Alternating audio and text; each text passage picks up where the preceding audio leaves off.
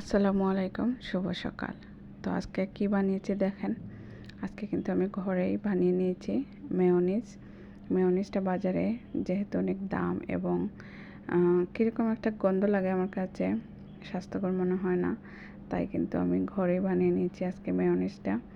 এখানে আমি ডিম নিয়ে নিয়েছি 2টা সেদ্ধ ডিম। আর ব্লেন্ডারে কিন্তু আমি গোলমরিচটা ব্লেন্ড করেছিলাম, তাই ব্লেন্ডারে এইভাবে লাগছে। তো এখানে ডিম নিয়ে তারপরে আমি গোলমরিচ দিয়ে দিয়েছি হাফ টিস্পুন, তারপরে দিয়েছি আমি লবণ হাফ টিস্পুন, তারপরে দিয়েছি আমি গুঁড়া দুধ 2 টিস্পুন, তারপরে দিয়েছি আমি একটু ভিনেগার। আপনারা এখানে লেবুর রসও দিতে পারেন। আমি ভিনেগার দিয়েছি হাফ টিস্পুন। তারপরে এখানে আমি তেল দিয়ে দিয়েছি 2 টেবিল চামচ। আর এখানে কিন্তু আমি প্রথমেই 1 টেবিল চামচ পানি অ্যাড করেছিলাম, তারপরে ব্লেন্ড করে নিয়েছি। এই যে আমার থিকনেসটা এভাবে হয়েছে।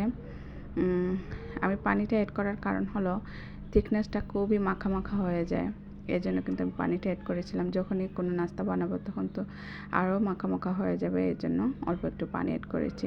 এই তো রেডি হয়ে গেছে আমার স্বাস্থ্যকর মেয়োনিজ। অনেক ভালো হয়েছিল।